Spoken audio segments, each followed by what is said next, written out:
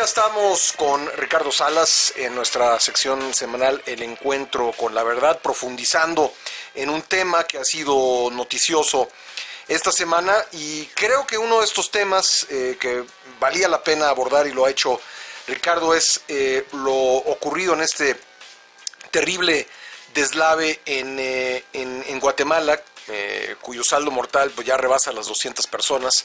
Platicábamos, Ricardo y yo, que valía la pena indagar sobre qué población está en riesgo por inundaciones, muchas de estas inundaciones que tienen su origen en los cambios que se están observando con motivo del calentamiento global.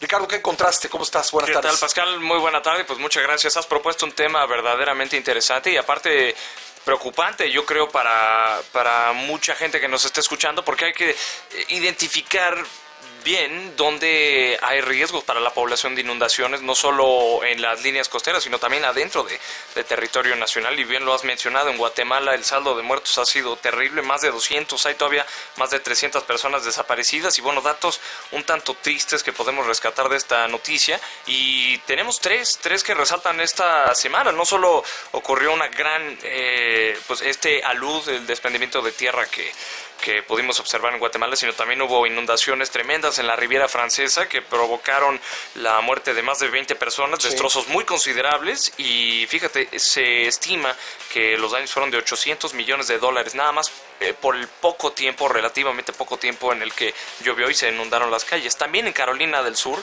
hace pocos días y todavía hoy, se pueden ver inundaciones muy considerables. Hay más de 250 caminos cerrados allá, 100 puentes inhabilitados, 17 muertos, en fin. Y esto ha tenido en Carolina del Sur, por ejemplo, un costo de $1,000 millones hasta la fecha, según Lindsey Graham, un senador del cual ya hemos hablado aquí. Entonces, bueno, el panorama general pinta de que las inundaciones podrían parecer algo quizás no tan preocupante, pero estos casos nos hacen ver que es algo terrible, que tiene repercusiones muy severas para las poblaciones, sobre todo las poblaciones más pobres. Sí, ahora son riesgos que derivan de la elevación del nivel del mar y de lagos, también de mayores lluvias que provocan la crecida de ríos y afectando, como tú dices, a poblaciones pobres en lugares pues donde los asentamientos tienen gran peligro de sufrir pues fenómenos como el que se vio en Guatemala. ¿Qué porcentaje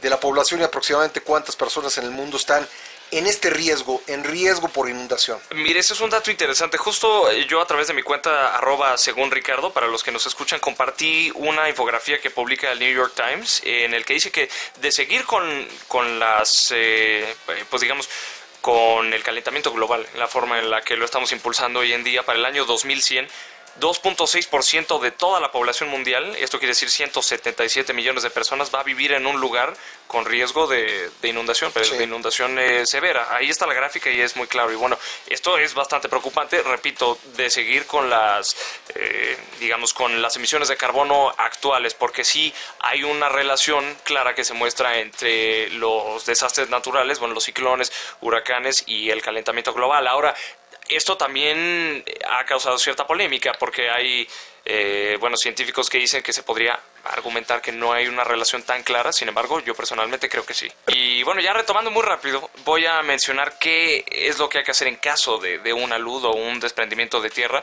porque, repito, muchas veces esto no solo ocurre en la línea costera o en las poblaciones que están cercanas al agua. Acaba también de pasar en el estado de Guerrero, afortunadamente no hubo ningún lesionado, pero 20 casas quedaron sepultadas en el municipio de Atlistac. Exactamente. Entonces, tú lo has dicho muy bien. Hay pistas que nos pueden decir que un terreno es vulnerable, o que puede ocurrir un deslave ahí. Por ejemplo, si vemos deformaciones, grietas o fracturas en un terreno determinado, si los árboles muestran una inclinación inusual, evidentemente, etcétera. Y lo obvio es que en primera no se debe de construir en esos terrenos. Y, claro, y ahí está la invitación, o más bien la obligación de los gobiernos a todos los niveles, de que no permitan que haya asentamientos irregulares. irregulares, sobre todo en poblaciones o en lugares donde podría haber deslaves, ¿no? Ahora, estos 177 millones de personas es en caso de que continúe el calentamiento global y los efectos sobre ríos y mares, ¿no? Exactamente, porque todo está vinculado al agua. Sí. Entonces, la gente evidentemente que vive en la costa es más vulnerable a huracanes, incluso a tsunamis, bueno,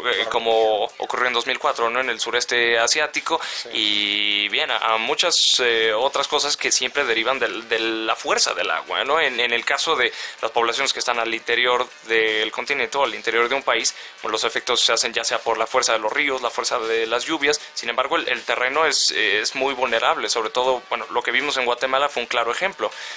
Hay toneladas, por aquí tengo el dato, déjame buscarlo, pero verdaderamente millones de metros cúbicos de tierra que fueron desplazados por el agua. Entonces, ahí lo evidente es que hay que prevenir antes de lamentar desastres así, y de que las dependencias competentes se aseguren de que no haya construcciones, entrada irregulares y Sí. gente que está viviendo en poblaciones potencialmente vulnerables. Como tú nos decías, son generalmente los más pobres, los afectados por este tipo de situaciones, y nuestro corresponsal en Guatemala, Ronnie Sánchez, nos decía que hay un cálculo de 300,000 personas en Guatemala que están en situación de riesgo, un riesgo como el que se vio en esta comunidad de Cambrai 2. Ricardo, muchas gracias. Al contrario, buenas Esta tardes. información está en tu cuenta de Twitter, ¿verdad? Por supuesto, y ya muy rápidamente diría una reflexión. Mucha gente dice que hay que luchar directamente contra el cambio climático, pero olvidan también que hay millones de personas en situación vulnerable, así es que también esa es una prioridad de gasto, Claro, no sacarlos de tendría esas que zonas. ser a lo mejor la primera, porque pues son los que más en riesgo inmediato están, y como tú dices, pues la gente más pobre. Gracias, Ricardo.